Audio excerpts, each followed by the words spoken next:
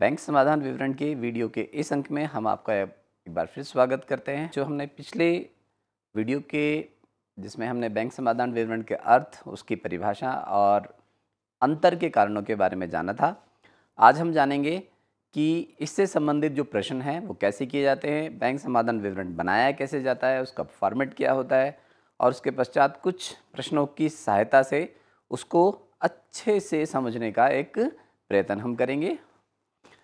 तो शुरू करते हैं कि बैंक समाधान विवरण बनाने का एक फॉर्मेट क्या होता है। तो बच्चों, जैसा कि हमें पता है, बैंक समाधान विवरण दो चीज़ों को के बैलेंस को मिलाने के लिए किया जाता है। अंतर के कारणों की हम जांच कर चुके हैं। रोकड़ बही यानी जिसे कैश बुक बोलते हैं, और पासबुक जो बैंक जिसके अंदर एंट्री पास करता है, जिसमें प्रविष्टियां पास करता है। ये एक इसका फॉर्मेट है।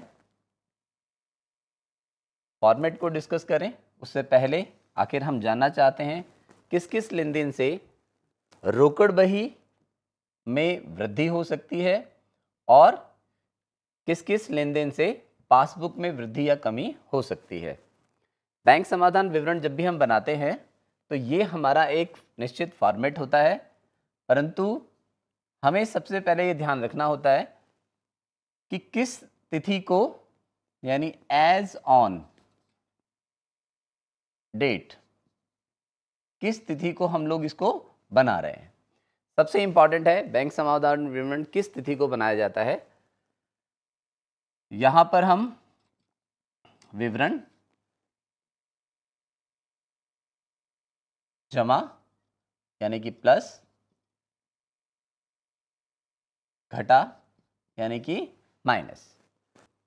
बैंक समाधान विवरण कैसे बनाया जाता है और इसका एक स्टैंडर्डाइज फॉर्मेट क्या होगा, उसके आधार पर हम लोग ये तय करने की कोशिश करेंगे कि किस किस लेन देन से क्या जमा होता है और किस किस लेन देन से क्या क्या चीज़ें इसके अंदर घटाई जाती हैं। जैसा कि हमने अंतर के कारणों में सबसे पहले जाना था, चेक निर्गत किया गया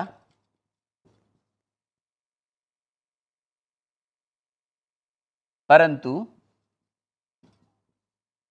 भुगतान के लिए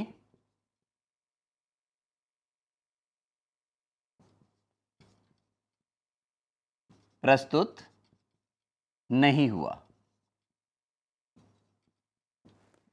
बच्चों, सबसे पहला कारण है कि हम ये जानें कि अगर चेक निर्गत किया जाता है, कोई चेक जारी किया जाता है किसी व्यवसाय के द्वारा, अगर कोई चेक निर्गत किया जाता है किसी व्यवसाय के द्वारा और वो निश्चित तिथि तक भुगतान के लिए प्रस्तुत नहीं किया जाता है, तो इससे सबसे पहला असर किस बुक पे पड़ा हम इसको समझें, और उसके पश्चात फिर किस बुक से उसके ऊपर क्या असर हुआ हम इसको समझ के ही हम लोग बैंक स्टेटमेंट यानी बैंक रिकॉन्सिलेशन स्टेटमेंट, बैंक समाधान विवरण बना सकते हैं। अगर चेक निर्गत किया जाता है, चेक इशू किया जाता है, तो उसका सबसे पहला असर जब भी होगा वो रोकड़ बही पे होगा, रोकड़ बही पे। और वो क्या असर होगा रोकड़ बही के ऊपर? रोकड़ बही के अंदर से अमाउंट माइनस कर दिया जाता है। रोकड़ बही से अमाउंट माइनस कर दिया जाता है। अभी हमने देखा चेक इशू हुआ, उसका सबसे पहला असर, सबसे पहला जो प्रभाव पड़ा वो किस पे पड़ा? रोकड़ बही पे पड़ा। रोकड़ बही पे क्या असर पड़ा? वो रोकड़ बही माइनस हो गई। दूसरा, चेक जमा किया गया परंतु संग्रहित नहीं हुआ, संग्रहित नहीं हुआ। अगर हमने चेक जमा किया है लेकिन अभी तक उसके ऊपर जो हमारा अमाउंट हमें रिसीव होना चाहिए था बैंक से, अभी तक रिसीव नहीं हुआ, संग्रहित नहीं हुआ, तो उसका भी सबसे पहला असर रोकड़ बही पे पड़ा। और क्या असर पड़ा? वो जमा हो गई।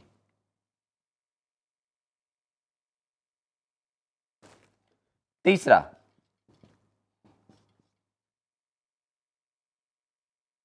ब्याज का जमा होना अथवा लाभांश प्राप्त होना। अथवा निवेश पर ब्याज, ये 3 लेन देन हैं। अगर हमारे को बैंक हमारे बैंक अकाउंट के अमाउंट के अंदर कुछ हमें कोई ब्याज देता है, किसी निवेश के ऊपर हमें कोई ब्याज मिलता है, या कहीं से हमें लाभांश की प्राप्ति होती है, तो सबसे पहला असर उसका पासबुक पर होगा। और वो क्या होगा बच्चों? वो होगा कि हमारी पासबुक का बैलेंस बढ़ जाएगा, यानी जमा हो जाएगा। बैंक द्वारा शुल्क का लिया जाना, शुल्क का लिया जाना, बैंक जिस तरीके से अपनी सेवाएं हमें प्रदान करता है उसके बदले में बैंक हमसे कुछ शुल्क लेता है। अगर बैंक हमसे कोई किसी तरह का चार्ज या शुल्क लेता है तो उससे हमारी पासबुक के ऊपर उसके बैलेंस को सबसे पहला असर पड़ता है पासबुक पे, और बैलेंस उसका हमारा कम हो जाता है। 5वां, चेक का अनादर हो जाना, यानी चेक डिसऑनर हो गया। चेक का अनादर होना, अगर चेक हमने जमा किया परंतु किसी भी कारण की वजह से चेक का अनादर हो जाता है, तो उसका पहला असर पासबुक पे पड़ता है और हमारी पासबुक कम हो जाती है, उसका बैलेंस कम हो जाता है। जबकि अभी तक रोकड़ बही पे उसका कोई असर नहीं हुआ, जिसकी वजह से उनमें डिफरेंस आ सकता है। एक फॉर्मेट है, इसको समझने का प्रयास करेंगे, इसके पश्चात कुछ न्यूमेरिकल क्वेश्चंस करेंगे, जिसके आधार पर हमें क्लियर होगा कि बैंक समाधान विवरण बनाया कैसे जाता है। अगला कारण हो सकता है बैंक द्वारा प्रत्यक्ष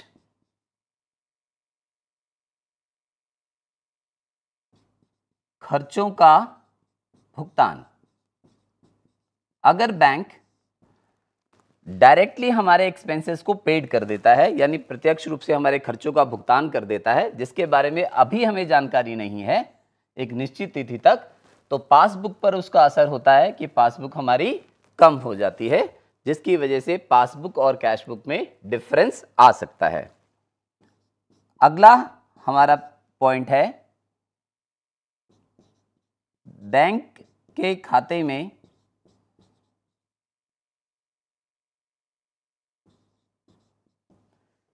हमारे ग्राहक द्वारा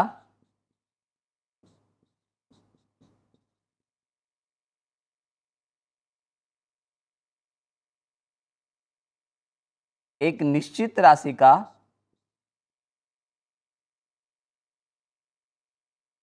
जमा होना। बच्चों, कई बार क्या होता है कि हमारे कस्टमर होते हैं, जो हमारे ग्राहक होते हैं, वो हमारे ही निर्देश के अनुसार हमारे खाते के बैंक खाते के अंदर किसी निश्चित राशि को एक निश्चित समय तक जमा कर देते हैं, जिसकी वजह से उसका पहला असर पासबुक में होता है, वो पासबुक बढ़ जाती है। और क्योंकि उसका अभी तक कोई भी प्रभाव रोकड़ बही में नहीं हुआ, उस लेन देन का कहीं पर भी लेखा रोकड़ बही में नहीं हुआ, जिससे कि डिफरेंस आ जाता है।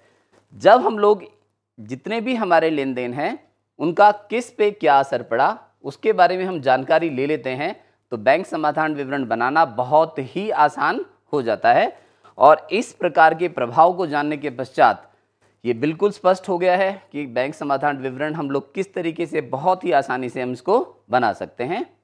तो बैंक समाधान विवरण हम लोग किस तरीके से बनाएंगे उसके बारे में हमने एक जानकारी, एक जो प्रारंभिक जानकारी है वो हमने इकट्ठी की है। बैंक समाधान विवरण किस तरीके से बनाया जाए, अब इसको अच्छे से हम लोग स्पष्ट कर देते हैं कि किस तरीके से बैंक समाधान विवरण बनाया जाता है। एक प्रश्न लेते हैं और प्रश्न की सहायता से हम इसको बनाने का प्रयत्न करते हैं। मिस्टर मोहन एक व्यवसायी हैं जिनकी पासबुक एवं रोकड़ बही से मिलान करने के पश्चात निम्न लेन देनों का पता चलता है। और हमसे कहा गया कि आप एक बैंक समाधान विवरण बनाएं। लेन देन नंबर 1, 1000 रुपए का चेक निर्गत किया गया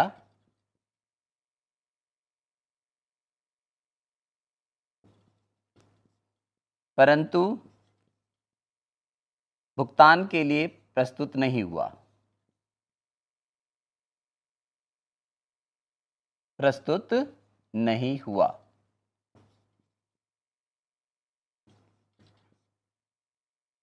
नंबर 2,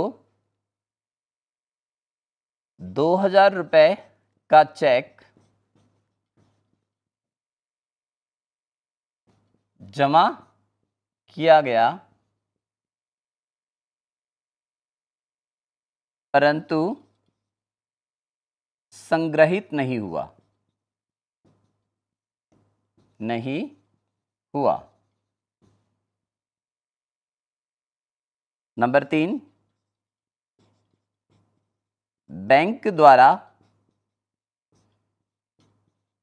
500 रुपए ब्याज का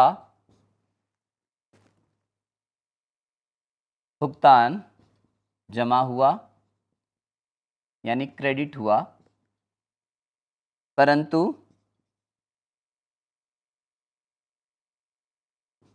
इसका अभी तक रोकड़ बही में लिखा नहीं हुआ।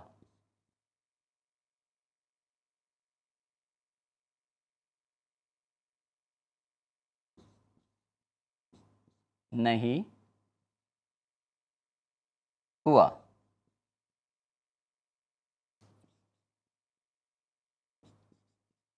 बैंक द्वारा 200 रुपए शुल्क लिया गया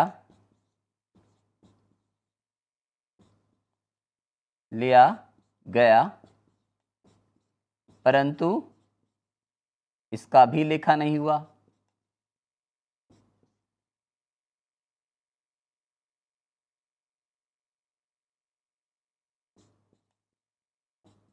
रोकड़ बही में नहीं हुआ।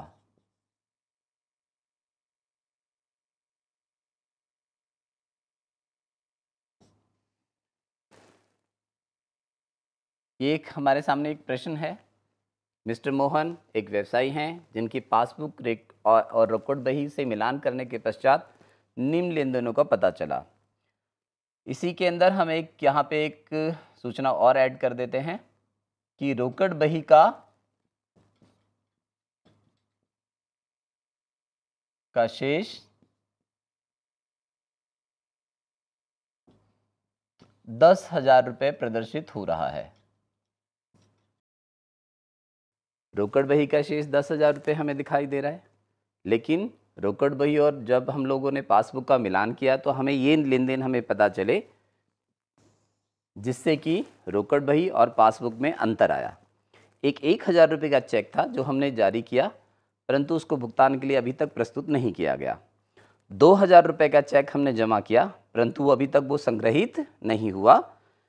बैंक द्वारा 500 रुपये ब्याज का भुगतान यानी हमारे अकाउंट में जमा हुआ परंतु अभी तक इसका रोकड़ बही में कहीं लेन देन लिखा नहीं हुआ। बैंक द्वारा 200 रुपये शुल्क लिया गया और इसका भी लिखा रोकड़ बही में अभी तक नहीं हुआ।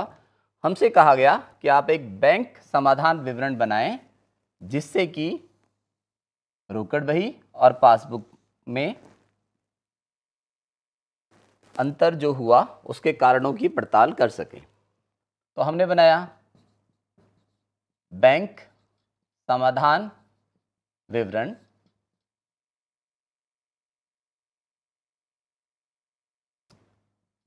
दिनांक, अगर यहाँ पे हमें कोई डेट दी हुई है तो हम उस डेट का जिक्र करेंगे। ये विवरण है हमारे पास, यहाँ जमा कितना प्लस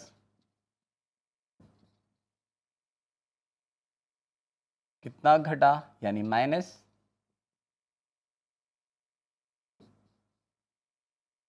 शुरुआत हमारे पास रोकड़ बही का शेष। रोकड़ बही का शेष कितना है?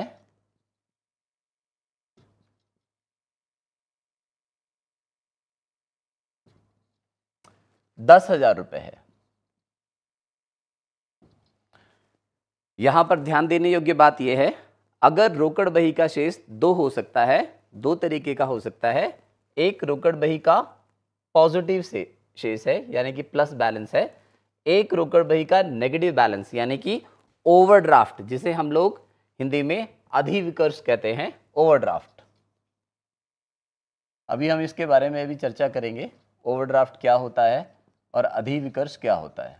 अब हम लोग यहाँ पर एक कोशिश करेंगे कि बैंक समाधान विवरण बनाएं। प्रश्न हमारे सामने हैं, उसके तथ्य संबंधित जो तथ्य हैं वो भी हमारे सामने हैं। रोकड़ बही का शेष हमारे को 10,000 रुपये दिया हुआ है, तो सबसे पहले हम जानेंगे कि रोकड़ बही का जब भी शेष हमें दिया जाए तो उसको हम प्लस मान के चलते हैं। नेगेटिव बैलेंस यानी कि जो उसका माइनस बैलेंस होता है वो तब होता है जब वो अधिविकर्ष हो या ओवरड्राफ्ट हो, इसके बारे में चर्चा अभी हम करेंगे। रोकड़ बही का शेष हमारे पास 10,000 रुपये है जो हमने प्लस में लिखा। इसके पश्चात इस तथ्य की जानकारी लेते हैं। 1,000 रुपये का चेक हमने निर्गत किया परंतु भुगतान के लिए अभी तक वो प्रस्तुत नहीं हुआ। अगर 1,000 रुपये का चेक हम इशू कर चुके हैं, हमने बताया था कि अगर 1,000 रुपये का चेक निर्गत हुआ है तो उसका सबसे पहला असर क्या हुआ होगा? उसका सबसे पहला असर रोकड़ बही पे हुआ होगा और वो माइनस हो गई होगी, परंतु हमें इसको पासबुक से मैच करना है। पासबुक यानी वो विवरण जो कि बैंक के द्वारा प्रविष्टियां जिसमें पास की जाती हैं। अगर चेक का भुगतान 1,000 रुपये का हुआ, पासबुक में उसकी एंट्री नहीं है, तो इसका मतलब ये हो गया है कि कैश बुक हमारी कम हो चुकी है, पासबुक में इसका कोई असर नहीं है। दोबारा से पासबुक से मिलाने के लिए हम इसे 1,000 रुपये दोबारा प्लस कर देंगे, यानी उसको वापस बढ़ा देंगे और हम लिखेंगे जो उसका कारण रहा, चेक निर्गत हुआ परंतु भुगतान के लिए प्रस्तुत नहीं हुआ, परंतु भुगतान नहीं हुआ। नंबर 1। नंबर 2, 2,000 रुपये का एक चेक है जो हमने जमा किया परंतु अभी तक संग्रहित नहीं हुआ। अगर हमने 2,000 रुपये का एक चेक हमारे अपने बैंक अकाउंट में जमा किया है और अभी तक उसके अंदर उसकी कोई एंट्री नहीं की है, कोई प्रविष्टि पास नहीं हुई है, तो सबसे पहला काम है कि वापस हमें दोबारा से इसके अंदर लिखना है कि क्या वो जमा हुआ या नहीं हुआ। बैंक हमें ये जानकारी दे रहा है कि वो अभी तक संग्रहित नहीं हुआ है, तो हम इसे वापस 2,000 रुपये को माइनस कर देंगे और उसका कारण लिखेंगे चेक जमा हुआ परंतु संग्रहित नहीं हुआ, संग्रहित नहीं हुआ। तो आप देखेंगे बच्चों, दोबारा से माइनस करने से हमारा दोनों बैलेंस जो है वो वापस एक जैसा हो जाएगा। बैंक द्वारा 500 रुपये का ब्याज का भुगतान हमें हो चुका है परंतु उसकी रोकड़ बही में हमें कोई एंट्री नहीं है, क्योंकि हमें इसको रोकड़ बही को पासबुक से मैच करना है। 500 रुपये पासबुक में ऑलरेडी ऐड हो चुके हैं, तो हम दोबारा से इसके अंदर 500 रुपये ऐड करेंगे। ब्याज का जमा होना,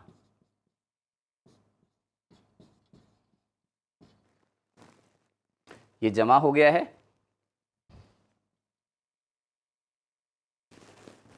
तीसरा, बैंक के द्वारा 200 रुपये का हमसे शुल्क लिया गया। अगर बैंक हमसे कोई शुल्क लेता है तो वो पासबुक में उसकी प्रविष्टि पास करके वो 200 रुपये माइनस करेगा बैंक शुल्क, जिसे हम बैंक चार्ज भी बोल सकते हैं। 200 रुपये माइनस हुआ। सारे लेन देन हमारे समाप्त हो चुके हैं। अब हमारा जो उद्देश्य है वो ये जानने का है कि आखिर पासबुक का आप कितना शेष रहेगा, जिससे कि रोकड़ बही और पासबुक आपस में मैच हो जाएं, उसका मिलान हो जाए। अब आप देखेंगे प्लस का बैलेंस हमारे को ज़्यादा दिखाई दे रहा है और उस जिसका टोटल आ रहा है 11,500 रुपये। 10,000 एक 11,500 रुपये। इस 11,500 रुपये में से 2,200 रुपये हम माइनस करेंगे तो हमें निकल कर आता है 9,300 रुपये। 9,300 रुपये का जो बैलेंस हुआ ये पासबुक का शेष कितना आ रहा है 9,300 रुपये, यानी 11,500 रुपये में से 2,200 रुपये हमने माइनस किए तो अंतर आया 9,300 रुपये, जो कि पासबुक का शेष है।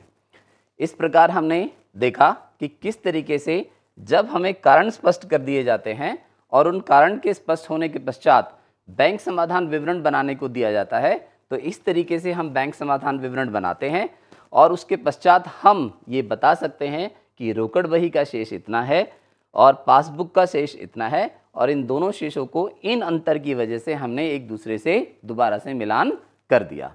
तो विद्यार्थियों, हमने जाना कि किस तरीके से बैंक समाधान विवरण हमने बनाया और बैंक समाधान विवरण बनाने के पश्चात रोकड़ बही और पासबुक के दोनों शेषों का हमने मिलान कर दिया। अगले वीडियो के अंक में हम जानेंगे कि किस तरीके से इसके संबंधित और जो प्रश्न हैं वो कैसे किए जाएं और उनको किस तरीके से हम लोग परीक्षा की दृष्टि से सीखें। और इस वीडियो के अंक में अभी तक के लिए धन्यवाद।